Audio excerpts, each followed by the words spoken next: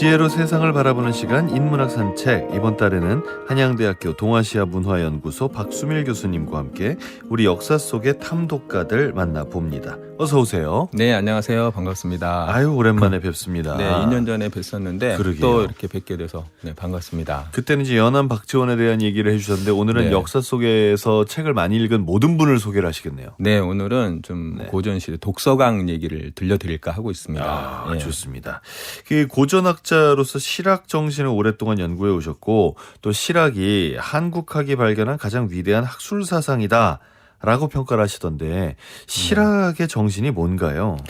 네, 이제 제가 실학을 이제 주로 연구를 해오고 있습니다. 실학이 한국학이 발견한 가장 위대한 학술 사상이다라고 하는 거는 이제 저뿐만이 아니라 네. 우리 역사학자들이나 이제 문학자들이 공통으로 이렇게 인정을 하는 건데요.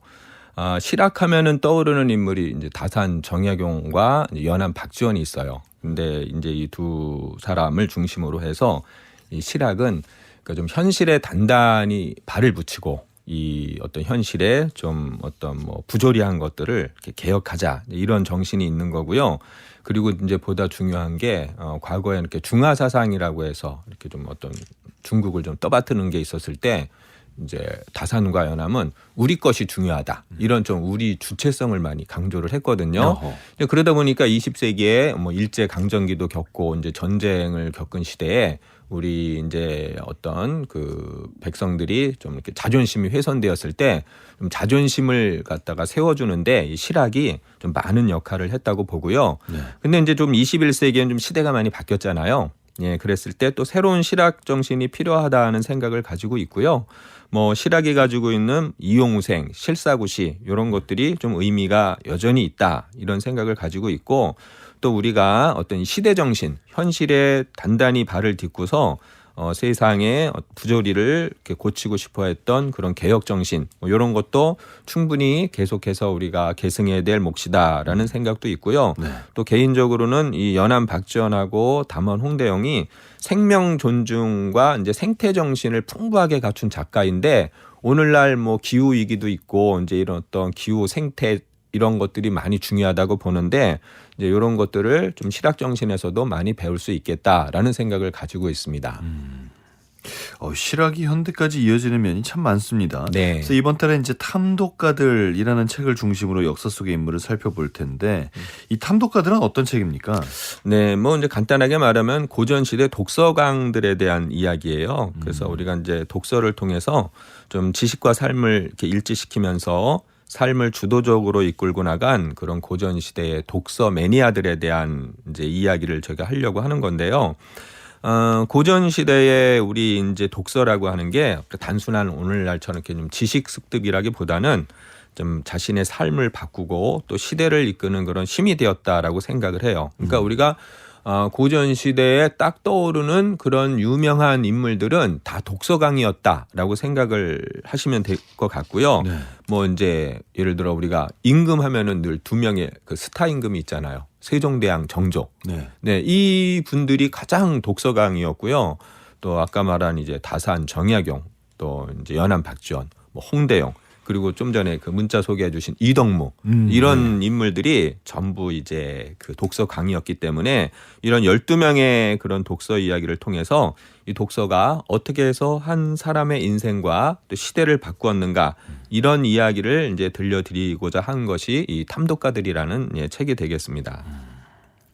근데 주제를 독서로 삼아서 책을 쓰셨다는 것도 굉장히 신기합니다. 왜냐하면 독서가 뭔가 이렇게 요즘 굉장히 이슈가 되거나 그런 키워드는 좀 아니잖아요. 네. 왜냐하면 또 요새는 또 인공지능이 워낙 그저 요약이나 이런 거를 다 해주는 이제 시대이다 보니까 맞아요. 또 워낙 우리가 보고 즐길 것도 많다 보니까 이 독서의 의미가 이렇게 이제 적다라고 생각을 하실 수도 있겠는데. 오히려 그런 시대일수록 저는 이 책을 읽는다는 게 되게 중요하다고 생각을 하는 게 이제 AI가 가져다주는 효용성은 많이 있어요. 제가 생각해도 이 위력은 좀 어마어마하다는 생각을 늘 가지고 있는데 근데 이제 이 책의 내용을 요약을 해줄 수는 있어요. 효율적으로 빨리 알려주고 지식을. 그렇죠. 하지만 이제 그 AI가 그 지식을 자기 것으로 만드는 거는 나의 몫이라고 생각을 해요. 그러니까 이제 여전히 그 지식을 나의 것으로 만드는 힘은 인간만이 가질 수 있는 능력이 아닌가. 그래서 이 책을 읽는다는 게 지식을 넘어서 나의 삶과 만나야 완성이 되는 거라고 생각을 하거든요. 그래서 책에서 얻은 생각을 내 경험과 연결하고 또 그걸 통해 내 삶의 방향을 다시 정립하고 이런 것들은 이제 AI가 해줄 수 없는 그런 독서의 진짜 가치라는 생각이 있고요. 그리고 또 하나 이 성공한 사람들의 방에는 늘 책이 있습니다. 그래서 그 하나같이 우리가 뭐 이제 예를 들어서 뭐 빌 게이츠라든가 이렇게 어떤 여러 가지 그 세계적으로 유명한 사람들도 늘 들어보면은 책의 지식을 통해서 그거를 자기의 분야에서 적용을 했다는 이야기를 많이 하더라고요. 그래서 이 독서 습관이라는 게 이제 단순히 그 어떤 나의 삶을 넘어서서 또 리더가 되고 싶다면 그 리더의 성공에도 굉장히 이제 중요하다라는 생각이 있어서 그런 고전의 독서 강들을 통해서 좀 우리 시대의 지혜를 얘기해 주고 싶었습니다. 그러게요. 네. 참 우리가 알면서 안 하죠. 예를 들면 뭐 운동하면 건강해지고 운동하면 살 빠진다는 거 알지만 운동 안 하고 네. 성공한 사람들 다 독서한다는 얘기를 들어도 독서하는 게 그렇게 쉽진 않거든요. 네, 맞아요. 그렇기 때문에 오늘 이런 선조들 중에는 어떤 분들이 독서를 많이 하셨고 또 네. 그래서 어떤 업적을 만들어내셨는지에 대한 얘기도 네. 많이 해주셨으면 좋겠습니다. 네. 요즘은 진짜 뭐 다양한 수단을 통해서 지식을 얻을 수 있죠. 뭐 연극을 볼 수도 있고 영화, 유튜브 뭐 아니면 AI에서 요약할 수도 있고 다 많지만 과거에는 책이 만나서 지식을 전달받지 않는 이상은 정말 유일한 방법이었잖아요. 네. 그렇기 때문에 책이 더 소중했지 않았을까 싶어요. 네, 맞아요. 뭐 옛날에는 지금처럼 라디오가 있는 것도 아니고 네. 또 뭐 TV 또 뭐 어떤 미디어 매체가 있는 게 아니기 때문에 지식을 얻는 유일한 이제 방법이 바로 독서라고 이렇게 보시면 돼요. 그래서 독서는 이제 우리 고전 시대는 네. 존재의 본질, 삶의 방식 그 자체라고 보시면 되고요. 네. 우리가 고전 시대 선비하면은 되게 독서군자라고 해서 선비의 정체성이 바로 책 읽는 사람이었다라고 이제 이렇게 보시면 될 것 같아요. 그러니까 책을 읽는다는 게 지식 습득을 넘어서요. 자기를 성찰하고 또 세상을 이해하는 그런 총체적인 삶의 수단이었다. 이렇게 이제 생각을 하시면 될 것 같습니다. 그래서 지금 이제 AI 시대에 단순한 요약이 가르쳐 주지 않는 그런 이제 우리 고전 시대에 그 남다른 독서의 행위 이제 그것을 제가 좀 들려드림을 해서 좀 여러분들이 이 책이 주는 유익을 잘 느꼈으면 하는 마음을 갖고 있습니다. 좋습니다. 그러면 그렇게 책을 많이 읽어서 세상을 이해했던 이런 다독가분들, 탐독가분들 누구 먼저 할까요? 네, 뭐 사실은 우리 이제 책을 많이 읽는 분들은 독서강 하면은 먼저 떠오르는 게 늘 이덕무예요. 네, 그래서 이덕무로 이제 시작하지 않을 수 없을 것 같고요. 흔히 우리가 이덕무라는 인물은 이제 간서치, 그러니까 이제 책만 보는 바보 이렇게 이제 스스로를 명칭한 인물인데요. 그러다 보니까 우리 고전의 독서물 가운데 가장 많이 이렇게 이제 책으로 출간되는 인물이 다산 정약용과 더불어 이제 이덕무다라고 이렇게 생각을 하시면 돼요. 그래서 이덕무와 그리고 이제 역대 임금 중에 책을 가장 좋아한 임금 하면은 이게 이제 호학군주 정조가 있거든요. 그래서 오늘은 한번 두 명을 들려드리고 싶고요. 이덕무와 정조. 네네. 이덕무라는 사람이 이제 그 뭐 연암 이제 박지원의 어떻게 보면 이제 뭐 수제자 비슷한 사람인데 네. 또 박제가라고 또 18세기 되게 유명한 사람이 있습니다. 북하기를 쓴 굉장히 이제 30년 절친이었는데 이 이덕무가 좀 사실은 이덕무 하면은 늘 가난, 책 읽기 이 두 가지가 핵심이 되는 건데 사실은 이제 되게 연약하고 병치레도 많고요. 네, 그런 사람이었어요. 네. 그래서 이제 좀 온유하고 그리고 뭐 이렇게 장기 바둑 이런 잡기 같은 것도 이제 잘 할 줄을 몰랐고요. 오직 책만 읽고 책과 평생을 함께한 사람이 이덕무라서 이 사람 한번 소개해드리고 싶고요. 그리고 이제 정조는 뭐 이제 여러분도 다 아시다시피 개혁군주의 상징 아니겠어요? 그럼요. 네. 또 한국인이 가장 좋아하는 임금 하면은 되게 세종대왕, 정조 이제 이렇게 거론되는 임금인데 워낙 또 책벌레였기 때문에 이 두 인물을 한번 소개를 해드릴까 해요. 좋습니다. 몸이 허약해서 병치레가 잦아서 뭐 사람들하고 어울리지도 않고 장기도 안 하고 바둑도 안 하고 세상 물정에도 어둡고 책만 봤다는 네. 우리 이덕무 선생님. 네. 예, 이렇게까지 설명하신 거 보면은 이 관련된 일화가 많이 있나 봐요. 네, 사실은 뭐 지금의 관점에서 뭐 책만 보면은 네. 어떻게 보면 이제 시대에 뒤떨어진 사람처럼 보일 수도 있겠는데, 하지만 한번 오늘 이 동물을 통해서 그 한 가지 일에 몰두할 때 네. 또 그것이 또 자기의 어떤 삶의 방향을 다 이제 이렇게 좀 열어준다, 이런 것도 느꼈으면 하고요. 이렇게 뭔가 어떤 일에 미치는 사람은 되게 꼭 어릴 때 일화가 있기는 해요. 그러니까요. 네, 그래서 이제 이동무 같은 경우에는 이런 일화가 있어요. 이제 하루는 이동무가 이제 어린 시절에 이렇게 안 보이는 거예요. 그래서 하루 종일 찾아도 이렇게 보이지가 않아서 난리가 났는데, 저녁 무렵에야 발견을 했는데, 어디서 발견을 하냐면요, 집 뒤에 있는 이제 집에 이제 벽 뒤에 좀 이렇게 풀더미가 있는데, 거기에서 이렇게 이제 자고 있는 이동무를 발견을 아이고. 했어요. 네. 근데 이제 그 상황이 어떤 거였냐면은, 벽에 적힌 그 글을 읽다가 거기에 완전히 빠져들어가지고 읽다 아이고. 자기도 모르게 이렇게 잠이 든 건데, 네. 그러면 이제 살짝 또 이해가 안 갈 수도 있을 게, 벽에 무슨 뭐 글이 그렇게 써져 있다라고 굉장히 생각할 수 있잖아요. 궁금해지네요. 네. 네. 근데 이제 고전 시대에는 우리가 이렇게 벽에 바를 때 이렇게 글씨 같은 거 되게 많이 있는 것도 있고요. 또 요새 이제 민화라고 해가지고 이게 예술적으로도 평가받고 있지만, 이 옛날에는 그 민화 그림도 다 벽지용이었어요. 그래서 벽지에 그림도 많고 또 글씨도 어마무시하게 많고, 이제 그랬기 때문에 그 벽에 있는 글씨를 읽다가 이제 요런 사달이 나고, 네, 그랬던 거예요. 일단 글자 자체를 좋아했네요, 이분은. 네, 맞아요. 네. 완전히 뭐 그냥 그야말로 이제 글만 보고서 살았던 사람이다, 이렇게 생각하시면 될 것 같아요.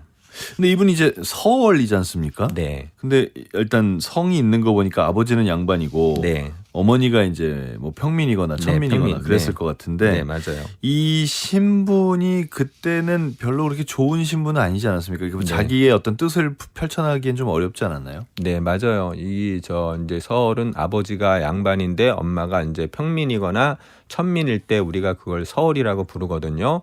예전에는 그러니까 이 신분을 아버지를 따르지 않고 엄마 쪽을 따라요. 그래서 엄마의 혈통에 따라서 자식의 신분이 이제 결정이 되다 보니까 이동무는 이제 서울이었는데, 서울은 사실은 굉장히 일반적으로 되게 가난해요. 일단 뭐 환경이 돈이 많이 벌릴 수 있는 환경은 아닐 것 그렇죠. 같아요. 네, 왜냐하면은 서울은 벼슬도 되게 이제 제한이 못하고, 네. 되어 있었고, 이 가난이라는 게 오늘날 우리가 가난 이렇게 말하는 거랑 너무 달라요. 오늘날에는 이제 상대적인 가난이잖아요.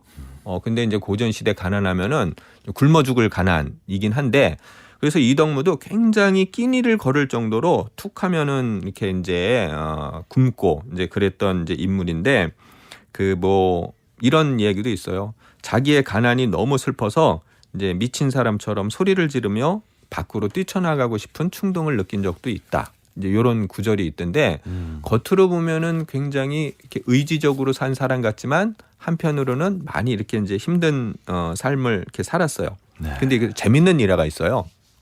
뭐냐면은요, 가난해가지고 이제 단칸방에 살았어요. 그러니까 지금식으로 따지면 약간 반지하라고 생각을 하시면 돼요. 그러니까 네. 이제 햇빛이 이렇게 이제 들어오지를 않는 그런 이제 방이었는데, 그래도 이제 거기 이렇게 창이 있을 거 아니에요. 네. 동창, 서창, 남창이 있었는데, 이제 요 창으로 햇빛은 들어오잖아요. 그래서 이제 아침에는 이렇게 동창으로 햇빛이 들어오면은 그 빛을 받아가지고 글을 읽고, 저녁에는 저기 이제 서창으로 이렇게 빛이 들어오잖아요. 그러면 옮겨가면서 이제 바로 그 서창에서 그 햇빛을 받아서 이렇게 책을 읽고, 와. 네, 그랬던 인물이에요. 그러니까, 네. 네, 어우, 진짜 대단하시네요. 진짜 대단하시네요. 네, 맞아요. 근데 참 아까 가난해서 너무 슬펐다라는 말이 네, 되게 절절하게 느껴지는 게, 우리가 참 부에 대해서 얘기를 많이 하는데 부자라고 해서 행복한 건 아니지만 네, 맞아요.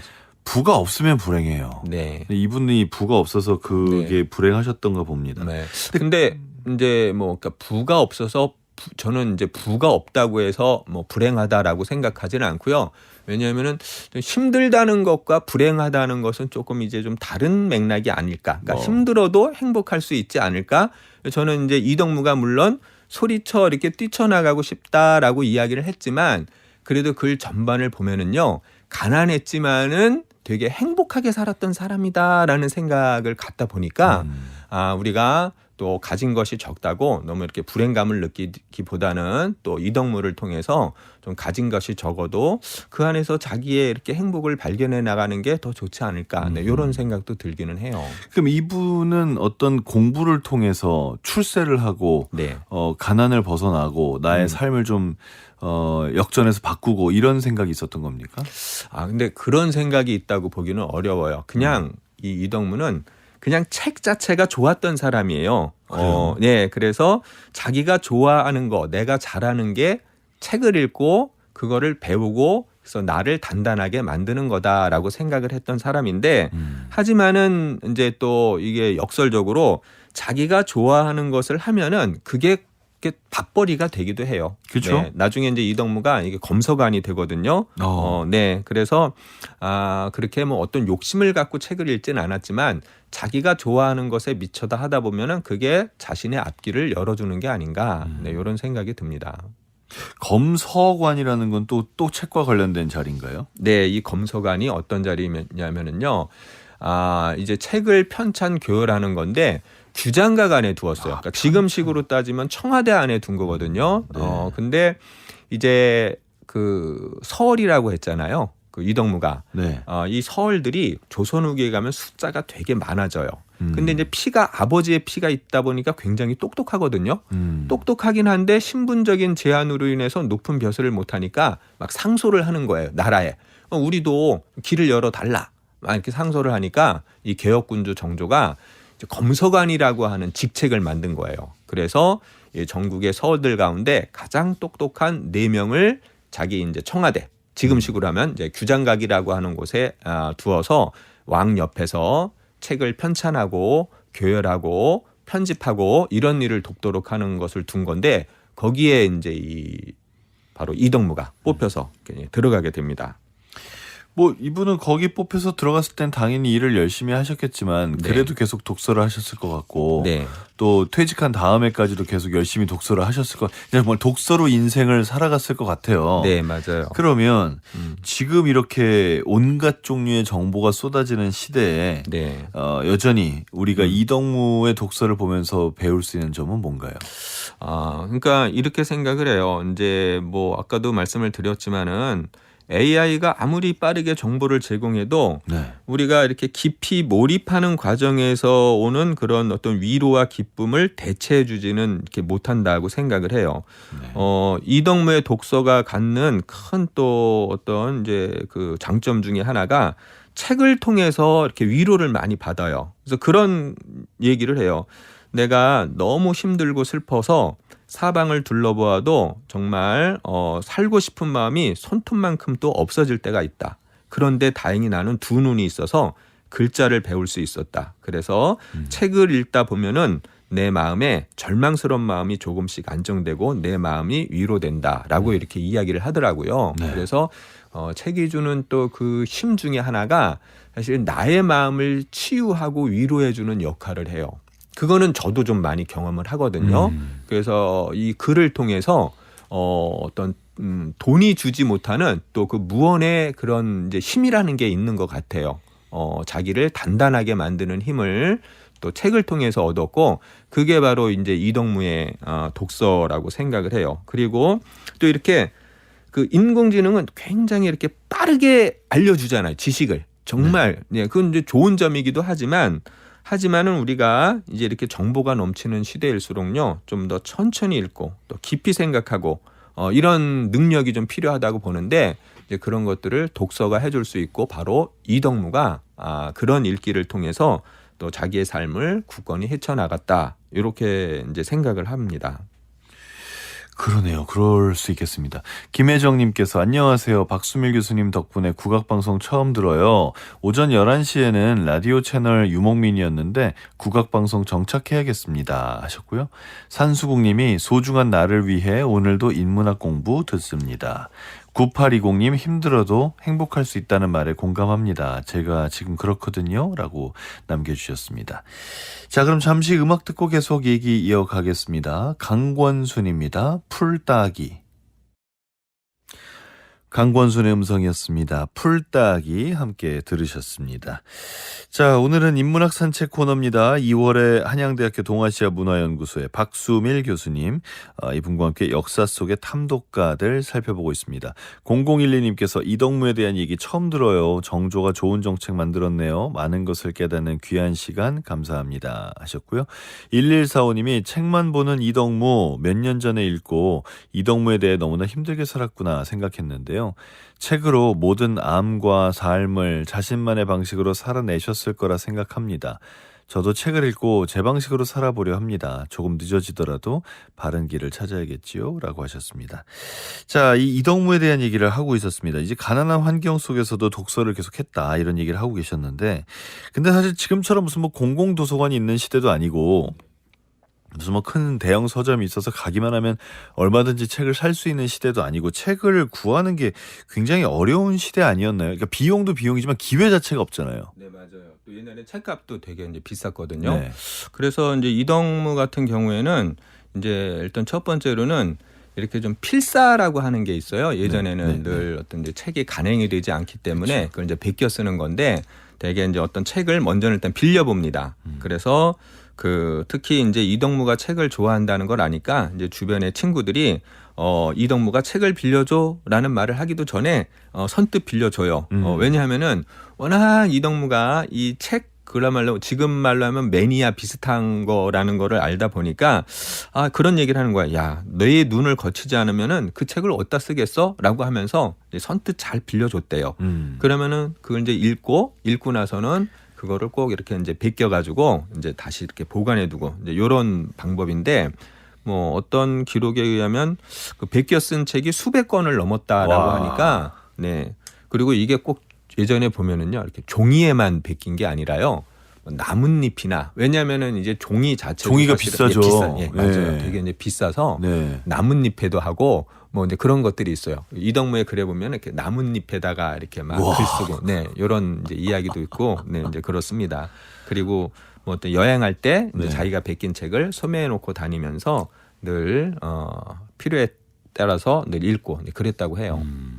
그냥 복사기만 있었어도 쉽게 복사했을 텐데 이제 그러게 복사기 말이에요. 없으니까 필사밖에 방법이 없잖아요. 네, 정말 옛사람들의 네. 그런 어떤 이제 책 읽기나 또 네. 이렇게 책 베껴 쓰는 거 보면은 한편으로는 이렇게 이제 처절하기도 하고 또 그렇기 때문에 그런 거 하나하나가 되게 진실되지 않을까라는 생각도 하게 돼요.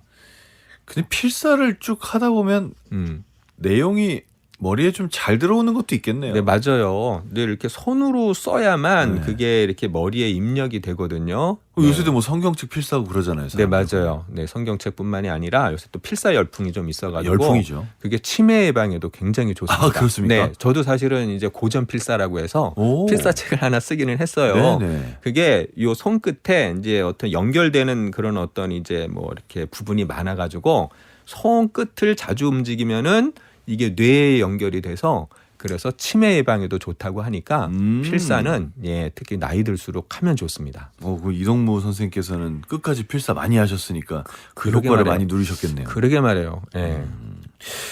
아까 말씀하신 그 정조의 서울 네. 우대 정책으로 검서관을 설치를 했고 네. 이분들은 이제 책을 필사하고 편찬 교감하는 그런 일을 맡은 거다. 그러니까 네. 오늘로 치면 약간 그 대형 국책 출판사의 편집장 같은 예, 그런 것 자리였나 같아요. 봐요. 맞아요. 편집자와 사설을 합친 느낌? 네. 근데 이제 거기에 네 사람의 서를 뽑았는데 네. 이제 박제가 유득공, 서이수 네. 그리고 이덕무예요. 네. 이덕무가 그 중에 으뜸으로 뽑혀요. 또. 아, 그렇습니까? 네네. 여기 순위가 있었군요. 네. 네. 이 연안 박지원이 이 검서관으로 간 거에 대해서 되게 좋아했다면서요? 네, 맞아요. 그래서 이제 박지원이 야, 어쨌든간 이 사람들은 정말 재주가 있는 사람들이 있기 때문에 이제 굶어 죽지 않겠다. 이걸 기뻐한 거예요. 워낙에 박제가도 엄청 가난했거든요. 이 사람들은 이제 서울이다 보니까 근데 이 연안 박지원이 요런 어떤 서울 그룹의 또 우두머리였어요. 그래서 늘 이 제자들의 삶을 안타까워했는데 네. 이제 검서관이 되어서 그래도 굶어 죽지는 않겠구나. 이렇게 되게 기뻐했다고 합니다. 네. 그 굶어 죽을 걸 걱정했던 친구가 근데 재능이 너무나 뛰어난 친구가 이제 굶어 죽지 않아도 된다는 거 자체로 기뻐하셨던 네. 그런 게 느껴집니다. 네. 정조도 사실 엄청난 독서가지 않습니까? 네네. 그래서 이덕무를 알아본 건가 싶기도 하고요. 네. 두 사람이 교류를 안 했을 수는 없을 것 같은데 뭐 네. 이런 관련된 기록들이 있나요? 네, 그러니까 이게 사실은 이제 뭐 정조는 한나라의 국왕이잖아요. 그렇죠. 근데 이제 이덕무는 비록 검서관으로 들어가긴 했지만 지금식으로 따지면요, 이게 좀 비정규직이에요, 검서관이. 아, 또 그래요? 네네. 그러니까 물론 왕을 옆에서 도우며 이렇게 책을 편찬하지만 기본적으로 비정규직 말단 공무원인데 네. 그 두 사람이 어떻게 친할 접점이 있을까 생각을 하면은 이게 쉽게 상상이 가지 않을 수 있거든요. 네. 그런데 기록을 보면은요, 이 정조가 좀 이덕무를 많이 아꼈다는 부분이 많이 나타나요. 그래가지고 네. 이제 책 편찬 사업을 많이 맡기기도 했고요. 그리고 이제 이 검서관으로 있을 때 자그마치 520차례에 걸쳐서 계속 이렇게 하사품을 줘요. 이제 하사품이라는 건 어떤 거냐면은 이렇게 이제 임금이 신하들에게 이런 글을 써봐, 이런 어떤 이제 시험 문제를 내기도 하고요. 또 뭐 이렇게 대책문이라고 해가지고 네. 나라의 어떤 그런 관계된 시사 문제를 내기도 해요. 그럴 때 이제 이덕무도 참여했는데 글을 읽고 글이 좋구나 이렇게 하면은 이제 이렇게 선물을 주는 거예요. 근데 그게 520여 차례나 됐다고 하니까 네, 어마무시하다라고 생각을 이렇게 하면 될 것 같습니다. 네. 진짜 어마어마한데요. 일주일에 한 번씩만 받았어도 10년 동안 받은 건데요. 그렇게 되나요? 그럼요. 약간 생각하면은 너무 52주니까. 상상이 안 갈 정도로 진짜 많이 받기는 했어요. 그러게요. 그리고 525. 이제 네. 진짜 엄청납니다. 네, 이덕무의 호 중에 하나가 아정이라고 해요. 우아할 아정. 아자를 쓰는데 그게 이제 어떻게 된 거냐면은 그 정조가 이덕무의 이렇게 시를 보더니 야, 내 시는 참 정말 우아하다라고 이렇게 칭찬을 해줘요. 그래서 이덕무가 감격을 해서 그 우아하다라는 뜻을 받아가지고 이제 아정이라고 하는 그런 이제 호를 했고요. 또 하나가 이제 이덕무가요, 사실은 53세에 급성폐렴으로 세상을 떠납니다. 아이고. 네, 그때 정조가 그 이덕무의 죽음이 너무 아까웠는지 내탕전을 내 가지고 이덕무 문집을 간행하게 해줘요. 네, 근데 이 내탕전이라는 게 뭐냐면은요, 사비로 내는 거예요. 그러니까 왕 개인 돈이잖아요. 네, 그렇죠. 네. 왕이 자기 개인 돈 내고 또 신하들한테 야, 너희들도 객출해 해가지고 돈을 모아서 어떻게 보면 진짜 말단 공무원이잖아요. 그 이덕무의 문집을 간행하게 해주고 또 이덕무의 아들이 있었거든요. 아들을 특채로다가 검서관으로 해줘요. 이제 그런 거 보면은 정조가 이제 이덕무를 많이 아꼈구나라는 거를 알 수가 있죠. 정조는 책을 얼마나 많이 읽었습니까? 얼마나 사랑했나요? 야, 이게 이제 정조는 정말 이제 세종대왕과 더불어 우리가 흔히 호학군주라고 이렇게 맞아요. 이제 네. 일컫기도 하고요. 또 자기를 이제 군사, 이제 임금군에다가 스승사인데 나는 임금이자 스승이다라고 하면서 이렇게 이제 예전에는 경연이라는 게 있어요. 그러면 거기서 이렇게 토론을 하는 건데 원래 이제 신하들이 임금에게 어떤 이야기를 들려주고 그러기도 하는데 거꾸로 정조가 신하들에게 늘 가르쳐요. 그러니까 신하들보다 훨씬 그 고수, 높은 단위에 있어서 가르치는 그런 어떤 이제 사람이 정도다라고 이렇게 이제 보시면 되고요. 뭐 또 그런 얘기를 해요. 나는 책을 읽는 게 차 마시거나 밥 먹는 것과 똑같아. 네, 그 정도로 그냥 일상에서 이제 책을 읽었다라고 보시면 좋고요. 이게 너무 이제 책을 읽다가 바지가 뚫어질 정도라는 아이고. 또 일화가 있습니다. 네. 근데 정조 같은 경우에는 이제 이 경전을 읽다 보니까 이렇게 무릎을 꿇고 이렇게 읽거든요. 네. 그러다 보니까 이제 그 무릎이 바닥에 닿잖아요. 그래서 바로 이제 이렇게 바지가 뚫어질 정도였다. 이렇게 얘기를 해요. 아니, 경전 읽으면 무릎을 꿇어야 됩니까? 네, 옛날에는 네. 책상다리가 아니라 예. 공손하게 무릎을 꿇고서 네, 이렇게 하고요. 또 이 책도요, 이렇게 함부로 책 위에다가 제가 대학원 시절에 예. 이렇게 이제 그 빳빳한 논문에다가 이렇게 커피 딱 넣기 좋거든요. 아, 커피랑 라면 넣기 참 좋죠. 네. 근데 은사님한테 엄청 혼났어요. 책을 함부로 쓴다고. 아, 이런 대학자님도 커피랑 라면을 넣는다니까 왜 이렇게 재밌는지. 아이고. 근데 이제 논문도 그런데 옛날에는 하물며 경전은 어떻게 했어요? 그러니까요. 네, 이제 그 정도로 경전이 뭔데요? 경전이요? 이렇게 생각하시면 성리학 경전 말하는 건가요? 그렇죠. 그러니까 지금식으로 따지면은 기독교 믿는 분들에겐 성경이고요. 네. 그다음에 이제 불교 믿는 믿는 분들한테는 분들에게 그 불경에 해당되는 네. 게 바로 이제 경전. 우리가 아는 뭐 사서삼경 논어맹자 뭐 이런 그렇죠. 것들이 있죠. 우리가 시경, 역경 이런 거. 논문에다가 라면은 올려도 성경책에다 라면은 안 올리죠. 그렇죠. 네. 바로 이제 그런 게다 보니까 이 정조도 네, 그랬다고 해요. 네. 6672님이 자식한테도 평생 500번 선물은 못 줄 것 같아요. 네. 이덕무가 책만 읽은 게 아니라 일도 잘했을 게 그려지네요. 라고 하셨습니다. 네. 이게 무릎을 꿇고 책을 보느라고 바지가 뚫어질 정도로 책을 많이 읽으신 분. 네. 또 재밌는 게 이런 게 있어요. 이덕무는 아까 책이 왜 비치는 방향을 따라 책을 읽었다고 했잖아요. 네네. 그러니까 햇빛이 비치는 방향을 네네. 따라. 그것도 참 웃기고 또 다사는요. 그 이제 이 사람은 이렇게 책상다리하고 이제 읽었는데 그 복사뼈가 닿은 곳에 여기는 이제 구멍이 3번 뚫어질 정도였어요. 책을 많이 읽는 사람들이 이렇게 좀 일화가 있습니다. 보면. 그 구멍이 뚫어지나요? 그러게요. 저도 이해가 잘 안 가요. 이게 어떻게 그게 가능한가. 얼마나 봐야 그러나 싶습니다. 네. 정조가 왕세 손으로 책봉된 게 8살이지 않습니까? 네. 그러니까 그 이제 사도세자의 교육이 실패했다고 영조는 생각했을 것 같고 네. 정조는 진짜 힘들게 교육을 시켰을 것 같아요. 네. 그러니까 이게 참 저는 이제 사도세자가 네. 어쨌든 이제 영조에 의해서 이렇게 뒤지에 갇혀 이제 죽임을 당하는데 어쩌면은 이 정조가 너무 책 읽기를 좋아하고 영조의 그 사랑을 너무 받다 보니까 그런 맥락에서 좀 그 사도세자가 뒤지에 갇혀 죽인 것과도 연관이 있겠다라고 생각이 들 정도거든요. 그래서 정조가 이제 8살 때 이게 왕세 손으로 이렇게 이제 책봉이 돼요. 네. 그러면은 이제 어린 나이부터 이렇게 이제 교육을 받게 돼 있어서 왕실 교육을 받게 돼 있어요. 그래가지고 이제 서연이라고 불리는 그런 공간에서 이제 책 읽기 교육을 받는데 뭐 여기서 읽는 책은 사실은 아까도 말씀드렸듯이 유교 경전, 그 다음에 이제 좀 어떤 뭐 효, 그 다음에 뭐 춤과 관련된 거, 역사서, 이렇게 나라의 통치에 도움이 되는 책을 이제 읽기는 하는데 좀 특징이 뭐가 있냐면은요, 무조건 암기를 하게 하는 게 아니라요, 이렇게 좀 토론을 하게 해요. 토론식 교육. 그래가지고 이 정조가 왕위에 오른 뒤에도 이렇게 신하들하고 토론하기를 즐겼다라고 이렇게 얘기를 하는데 요새 유행하는 그 하브루타 교육 아닙니까? 네, 비슷하죠. 질문하는 거예요. 하브루타. 예, 그래서 이렇게 이제 질문하는 건데 바로 이제 정조가 어린 시절부터 이렇게 토론하기에 특화된 그런 교육을 받았고 영조는 늘 그 정조가 공부 상황을 일일이 이렇게 이제 체크를 했대요. 그 정도로 영조가 정조에게 쏟는 애정과 기대가 되게 컸었어요. 그렇군요. 예. 이 정말 몰랐던 사실을 너무나 많이 알게 됩니다. 네. 그 책을 읽는 것도 사실 굉장히 중요한데 네. 그 다음에 그 책의 내용을 토론하는 게 필요하다는 얘기인가요? 네.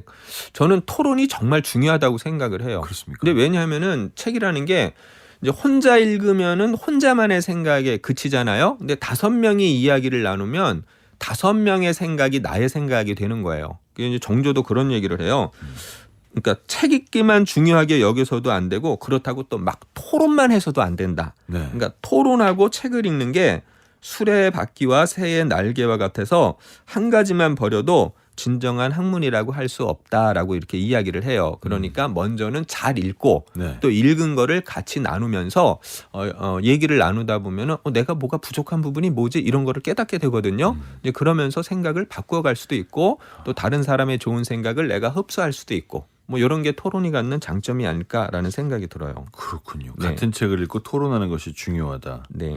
그럼 그렇게 어렸을 때부터 책을 많이 읽고 책의 내용을 토론을 해온 정조는 독서를 통해서 무엇을 얻을 수 있다고 생각했습니까? 그러니까 이제 이거 뭐 세종대왕도 그렇고 네. 독서광들이 통치를 잘했어요, 보면은. 왜냐면은 이제 또 그런 생각을 해요. 그러니까 옛 사람들의 기본적인 생각이 이 글 속에 그 시대의 정치, 사회, 문화가 담겨 있다라는 네. 생각을 했고요. 문체도 되게 중요하게 여겨요. 그래서 이제 문체를 통해서 그 시대의 풍속과 도덕도 살필 수 있다. 그래서 글이라는 게 정치나 윤리와 깊은 관련을 맺고 있어가지고 만약에 이제 이 책의 어떤 내용이 변질된다는 거는 정치가 퇴보하고 윤리가 타락한다 이런 어떤 생각을 가지고 있었어요. 그 정도로 이제 책을 되게 중요하게 여겼고 이 책 속의 지식을 통해서 정조가 어떤 통치를 되게 이렇게 효율적으로 했다라고 보셔도 될 것 같습니다. 이렇게 생각을 가졌으면은 자기가 왕이던 시대에 신하들한테 독서 엄청 강요했겠네요. 네, 맞아요. 그러니까 책 읽어라는 소리를 정말 많이 했고요. 또 본인이 그래서 직접 가르치기도 했고. 가르치기도. 네. 흔치 않은 임금입니다. 그러네요.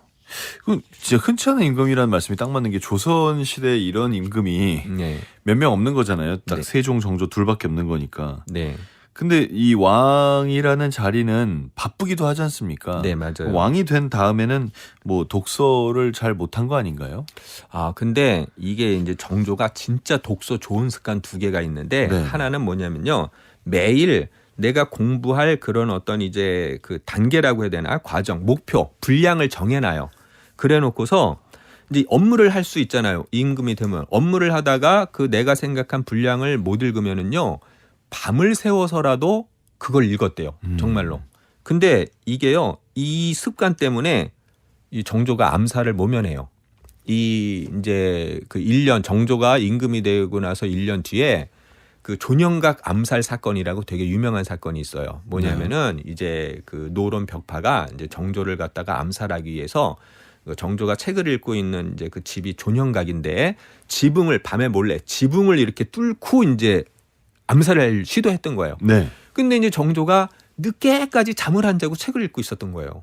그래서 보니까 갑자기 지붕 위에서 무슨 소리가 들리는 거예요. 그래서 이제 알아보게 해가지고 죽음을 모면했던 거예요. 그러니까 이게 오. 책 읽기 덕분에 암살을 모면했고요. 그래서 이제 그 주동자들을 갖다가 잡아서 이제 다 이렇게 이제 처리를 했는데 독서 습관이 암살을 모면하게 했다. 네, 이렇게 보시면 되고요. 근데 그 다음부터는 밤에 책 읽기 무서웠겠는데요. 아, 네. 귀 한 마리만 지나가도 오야 씨 오늘 또 네, 누구 맞아요. 온 거 네, 아니야? 이게, 트라우마. 예. 네, 뭐 그럴 수도 있었겠지만 그러나 어쨌든 이 습관이 자기 목숨을 살렸다. 이렇게 생각하셔도 되고요. 또 하나 좋은 습관이요. 책을 읽으면요. 그거를 반드시 이렇게 메모를 했어요. 초록을 했어요. 그래가지고 이제 신하 하나가 그렇게 읽을 때마다 촉구를 하면은 너무 정신 낭비가 심해지지 않나요? 그러니까 그런 걸 좀 삼가하세요. 이렇게 얘기를 하니까 야, 책이라는 게 아무리 이제 그렇게 읽어도 지나고 나면 다 까먹게 돼 있어. 근데 그걸 직접 손으로 쓰면은 내가 그 글의 어떤 그 흐름도 알게 되고 또 잘 이제 잊지를 않게 돼. 그래서 이런 어떤 초록했다가 나중에 또 이렇게 내가 정리한 거를 읽으면은 그러면 그 책을 다 알 수 있어라고 이렇게 이제 이야기를 해요.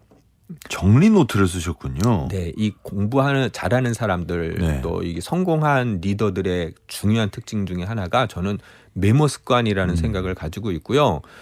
연암 박지원의 그 위대한 책인 열하일기가 있거든요. 그 열하일기 중에 일부도 연암이 평소에 이렇게 그냥 메모했던 거, 끄적거렸던 거를 갖다가 모은 부분이 있고요. 또 성호이익의 성호사살이라고 하는 책도요. 사실은 평소에 이렇게 메모한 것을 주제별로 분류해서 만든 책인데 나중에 그렇게 명저가 된 거예요. 그 메모 습관이 정말 중요한 것 같습니다. 그 이렇게 책을 읽을 때마다 메모를 하실 정도로 책을 엄청나게 보셨던 분이 정조 임금인데, 네. 근데 이분 또 소설을 안 봤다면서요? 아, 네, 맞아요. 근데 이제 이게 소설에 대한 이해가 조금 필요한 게 뭐 오늘날은 우리가 소설을 가장 문학의 중심으로 즐겨 읽잖아요. 네. 근데 이 소설의 이 소자가 한자로 이게 작을 소자예요. 그래서 그쵸. 이거 뜻이 쓰잘데기 없다 이런 이제 뜻을 갖고 있는데 우리 이제 고전 시대의 사람들은요. 네. 이 소설이라고 하는 건 별 쓰잘데기 없는 이야기야. 왜냐하면 이제 거기에 뭐 어떤 사랑 얘기, 애정 얘기 이런 것들이 이게 감정을 드러내는 거잖아요. 근데 이제 유학에서는 이렇게 감정을 드러내는 걸 이렇게 좀 금기시하거든요. 네. 그러다 보니까 소설은 인간의 마음을 해치는 거야라고 해서 이제 소설을 갖다 부정적으로 생각하는데 이걸 이제 우리가 폐관 문학이라고 불러요. 아, 네. 그러다 보니까 기본적으로 사대부들은 일단은 소설을 좀 배척하는 어떤 정서가 있었는데 네. 더군다나 이제 정조는 국왕이잖아요. 그러니까 어릴 때부터 배우는 게 어떤 경전, 역사서, 실용서 이런 거 위주다 보니까 이제 한 신하가 조선 후기에는 우리가 소설의 시대라고 일컬을 정도로 이렇게 소설이 굉장히 많이 이렇게 읽혔거든요. 그래서 좀 임금님도 한번 시대의 흐름에 맞춰서 한번 소설 한번 읽어보시죠라고 말하니까 야 나는 그 인기 있는 삼국지도 읽은 적이 없어. 소설은 인간의 마음을 홀리는 거야. 이런 어허. 식으로 해가지고 읽지를 않아요. 네, 그러니까 아무리 뭐 정조가 호화꾼주라고 해도 국왕이다 보니까 어쩔 수 없이 제한은 있었다. 그건 또 좀 아쉬운 면이네요. 네. 근데 이제 이분이 이게 어떻게 보면 약간은 저 고리타분한 생각일 수 있잖아요. 소설 안 본다는 게. 네. 근데 정주행금 진짜 그렇긴 한 것 같아요. 왜냐면 그 문체반정 사건도 네. 그 새로운 문체를 그러니까 요새로 치면은 신조어는 안 돼 이거 한 거잖아요. 네, 맞아요. 네. 그게 맞아요. 그래서 진짜 뭐 새로운 게 맨날 경전 읽어야지 이제 이런 생각을 한 거예요. 네네네. 근데 이제 조선 후기에 아까 말씀드린 그 폐간 문학이 중국으로부터 막 밀려 들어와 가지고 엄청나게 유행을 해요. 네. 그러니까 이제 이 국왕의 입장에서는 야, 이거는 사회 질서를 어지럽힐 수 있겠구나. 우리 이제 유교, 성리학의 질서를 어지럽힐 수 있겠어. 라고 이제 생각을 해가지고 이제 우리가 이런 유행어, 신조어 이런 거 쓰면 안 돼. 네. 우아하고 전화한 그런 고전의 문체로 돌아가야 해. 이런 생각 때문에 중국으로부터 들어오는 이런 소설류라든가 이런 것들을 다 수입을 이제 금지한 게 그게 바로 이제 문체반정이거든요. 아하. 근데 여기에 이제 사실 딱 그 대표적으로 걸린 게 바로 연암의 열하일기. 그러니까요. 네, 그래서 야, 이 열하일기 때문에 세상의 풍속이 세상 민심이 어지러워졌어 하면서 이제 연암 보고 반성문을 쓰라고 해요. 네. 근데 이제 연암이 과연 반성문을 썼는가 안 썼는가? 제가 요거를 지금 말씀드리면 이야기가 길어지기 때문에 네네. 다음번에 요거는 다음 제가 시간에. 말씀을 드리겠습니다. 네. 알겠습니다. 자, 그럼 다음번에는 문체반정과 연합 이야기입니까? 뭐 그러니까 연합 얘기하면서 한번 네. 문체반정도 우리가 얘기를 하면은 좀 이게 되게 더? 재밌거든요. 네. 왜냐면 이제 고전 시대에는요. 네. 이 문체반정이 우리 문학에 있어서 가장 중요한 사건이고 또 정조를 개혁군주 정조를 이해하는데 가장 논란거리가 되는 게 이 문체반정이라서 요 부분이 좀 더 재미있으니까 또 다음번에도 한번 같이 들어주시면 한번 요걸 얘기를 나눠볼게요. 논란이라는 건 이제 문체반정 같은 거 했으니까 개혁군주라고 부를 수 없다 이건 거죠? 그런 책도 있어요. 그런 책도 있고요. 네네. 알겠습니다. 이 얘기 궁금한데요. 예, 네. 여러분. 박수밀 교수님과의 얘기 목요일마다 2월 한 달 내내 할 거니까요. 다음 주에 이어질 문체반정과 연암 박지원의 얘기도 기대해 주시기 바랍니다. 자, 오늘 시간 내주셔서 감사합니다. 네, 고맙습니다. 권영을님께서 선생님의 목소리로 직접 듣는 독서의 깊이에 대한 말씀이 귀에 쏙쏙 들어오네요. 잊고 있던 라디오를 접하니 새롭습니다. 앞으로 자주 만날 것 같네요. 라고 의견 남겨주셨습니다. 자, 저희가 오늘 준비한 순서는 여기까지입니다. 책을 한 번 읽는 것이 한 잔의 차를 마시는 것보다 나은데 요즘은 이 맛을 아는 사람이 드물다. 조선 제22대 임금 정조의 이야기 남겨드리면서 끝곡 띄워드립니다. 이터널 그레이, 그레이 바이 실버. 이 곡과 함께 인사드릴게요. 지금까지 한석준이었고요. 내일 오전 11시 문화시대에서 기다리겠습니다.